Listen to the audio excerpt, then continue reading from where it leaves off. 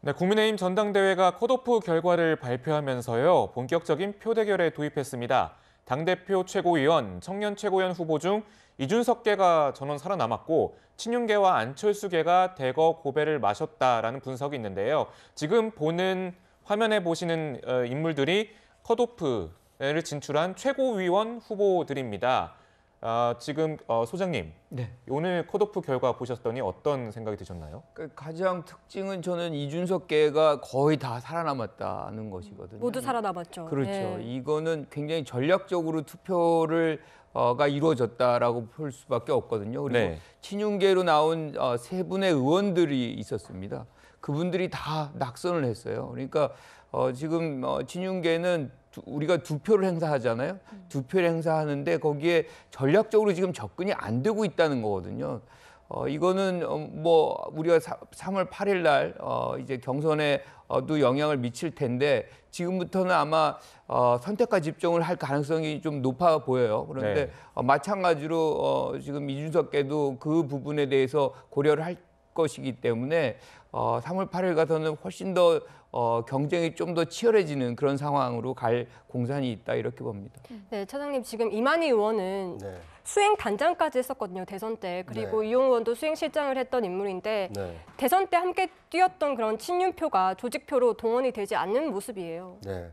그러니까 이걸 뭐 좋게 해석을 하자면 대통령실이 이 당 그 전당대회에는 전혀 관여하지 않는다. 이것이 이제 확인됐다 이렇게 볼 수도 있는 거고요.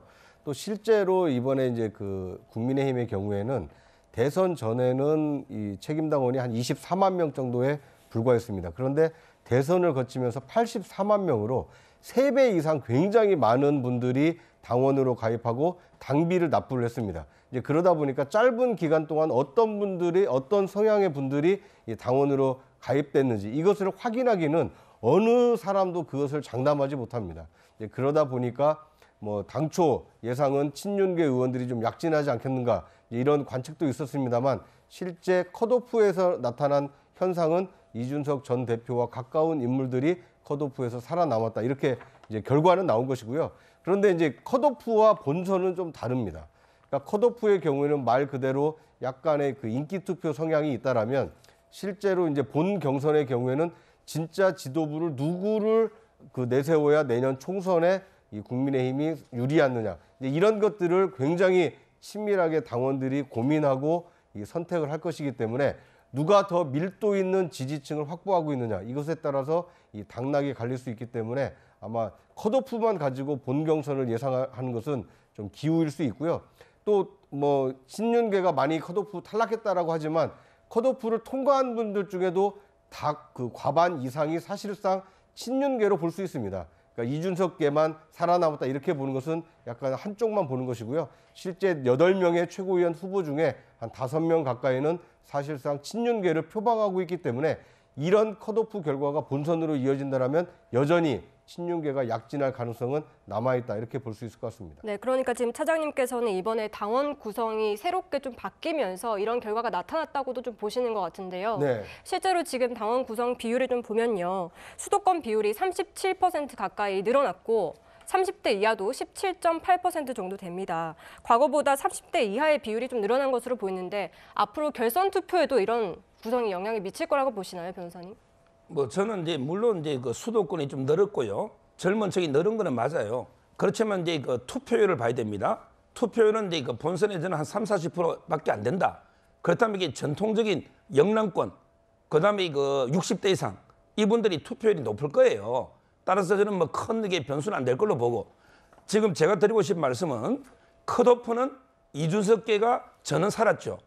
그렇지만 이게 그 본선에서는 이준석계가 저는 몰살된다. 저는 그래 봅니다. 좀 이게 표현이 생존 반대말이 뭔지 이게 좀 따져봐야 되는데 저는 저녁에 탈락한다 이렇게 봐요.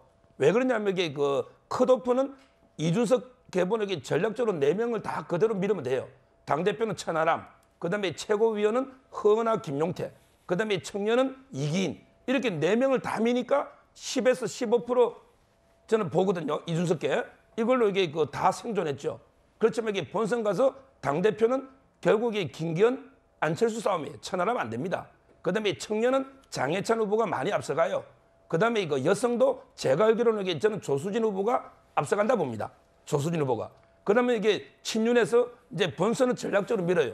예를 들어 김병민, 김재원이냐, 아니면 이게 김병민, 민영삼이냐 이렇게 전략적으로 투표하면 압도적인 다수기 때문에 저는 이게 거의 친윤 지도부로 구성되지 이준석에게 저는 탈락할 가능성이 높다 이렇게 예측합니다. 그런데 전당대회가 뭐 계속해서 지켜봐야 되고 아직까지 결정된 게 없는 것은 사실인데 이런 변수가 있거든요. 최고위원 후보를 이제 뽑을 때는 1인 2표입니다. 그러면은 지금 현재 이준석계 최고위원 후보가 김용태 후보랑 허은하 후보 2명이거든요.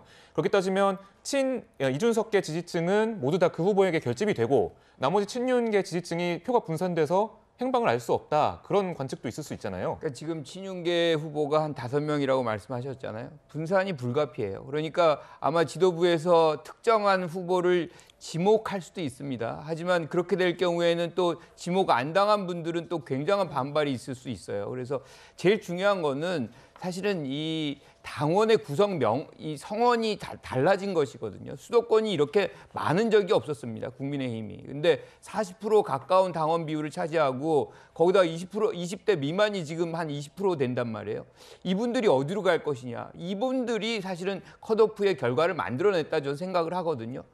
그래서 지금 3월 8일에 어떤 부분도 이변이 상당히 많이 생길 가능성이 좀 높다고 보고 당대표도 마찬가지입니다. 아까 뭐 천하람 후보 안 될 것이다라고 얘기하지만 결선 투표가 있어요. 여기에서 과반을 못 넘길 경우에 천하람 후보가 받는 표가 어디로 가느냐가 사실상 당락을 결정하는 것이기 때문에 친윤계가 장담할 수 없다. 저는 이렇게 봅니다. 그런데 이제 그 최고위원 후보로 진출하신 분들을 보면 과연 안철수 후보와 연대할 수 있는 최고위원 후보가 누굴까? 이게 지금 선뜻 떠오르지가 않습니다. 그리고 그 이준석계라고 할 수 있는 허은하 후보나 김용태 후보는 서로 1인 2표니까 두 사람을 열심히 지지를 하겠죠. 네. 그런데 이준석계 외에 다른 지지가 올 가능성이 있을까요? 그런 점에서 보면 이 본선에서 위력을 발휘하기에는 한계가 있지 않을까. 오히려 황금 조합을 이룬다라면 친윤계가 대거 약진할 가능성이 큽니다.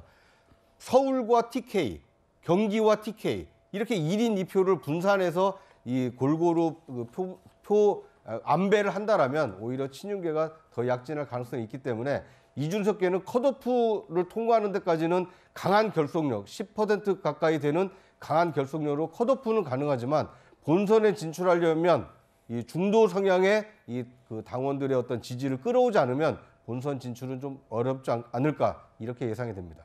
네, 잘 알려져 있지만 이준석 전 대표와 안철수 의원의 사이가 그렇게 좋지만은 않잖아요. 네. 두 사람 앞으로 본선에서 좀 연합을 할 가능성에 대해서는 어떻게 보시나요? 저는 국공합작이 이루어질 가능성도 좀 있다고 봅니다. 있다고 보시나요? 네, 왜냐하면 지금 이 안철수 후보의 경우는 사실상 어떻게 보면 이번이 마지막 도전이 될 수가 있습니다. 그러니까 당대표로 되느냐 또는 되지 않느냐에 따라서 앞으로의 어떤 정치 행로가 굉장히 달라질 수 있기 때문에 어떻게 이준석 전 대표와의 구원, 과거의 나쁜 인연을 지금 현재까지 끌고 와서 미래에 자신의 어떤 정치적 미래를 어둡게 할 것이냐 아니면 구원을 잇고 앞으로 미래를 손잡고 나갈 것이냐 이런 택일의 문제이기 때문에 아마 그 현명한 선택을 한다라면 국공합작을 그러니까 죄송합니다. 이 옛날 국민당과 공산당이 손을 잡듯이 네. 서로 싫어하는 사람이라 하더라도 이 자신의 어떤 정치적 목적을 달성하기 위해서 손을 잡을 가능성은 큰데 문제는 그렇게 한다라면 오히려 역풍이 불 수 있다는 겁니다. 그러니까 친윤계나 아니면 윤석열 정부의 성공을 바라는 그 당원들 입장에서 보면 저렇게 앙숙처럼 으르렁대던 사람이 당권을 잡기 위해서 저렇게 손을 잡는다. 그러면 오히려 저 사람들을 배제해야 되겠구나. 이런 그 후폭풍이 있을 수 있기 때문에 아마 내심 잡고 싶은 마음도 있겠지만 그걸 겉으로 드러냈을 때 후폭풍도 우려해야 되기 때문에 아마 쉽지는 않은 상황이다. 이렇게 예상이 됩니다. 네, 변호사님. 어쨌든 한 가지 분명한 것은 이준석 대표의 존재감이 좀 다시 살아나기 시작했다라는 거거든요. 이런 돌풍에 대해서 좀 어떻게 해석하셨습니까? 그렇습니다. 사실 이준석 대표가 작년에 이제 중징계를 받고 당원권 정지를 받았죠. 그리고 나서는 이제 정치적으로 봤을 때 그 생명이 이제 위태한 거 아니냐라는 평가들도 많았습니다. 그리고 아직까지도 형사 절차가 다 마무리된 것은 아니기 때문에 과연 이준석 대표가 추후를 도모할 수 있느냐에 대해서 이야기가 많았는데요. 이번 전당대회를 계기로 해서 이준석 개가 그래도 아직까지는 살아있다. 그리고 이준석이라는 존재가 분명히 이 당에 영향을 미치고 있다는 것을 좀 제대로 보여주고 있는 것만큼은 확실한 것 같습니다. 그렇기 때문에 친윤 세력에서도 굉장히 지금 불편한 상황임은 분명한 것 같은데요. 이준석계가 이렇게까지 돌풍을 일으키고 나름대로 이렇게 선전을 하고 있을 것이라는 것을 예상은 못했을 것 같다는 생각이 듭니다. 특히 이제 이준석 전 대표 같은 경우에는 본인이 이제 소위 이대남이라고 하는 2030 세대 남성들에 대해서 많은 지지를 받고 있고 그분들이 국민의힘이라는 정당에 입당하도록 하는 많은 또 계기를 마련해 준 것도 이준석 전 대표임은 분명하기 때문에요. 본인이 가지고 있는 국민의힘에서의 어떤 영향력, 그것을 지분이라고 평가한다면 그 지분을 분명히 확인받은 것이고 물론 이 본경선에 뭐 4명이 거기 가서 거기에 이제 이준석계가 모두 살아남았다. 이것만으로 뭐 결과가 끝난 것은 아니겠지만 저는 그래도 이만큼이라도 이준석 전 대표가 본인이 국민의힘 내부에서의 그 지분을 확실하게 확인한 것, 그 계기는 분명히 되었다라고 말씀드리겠습니다.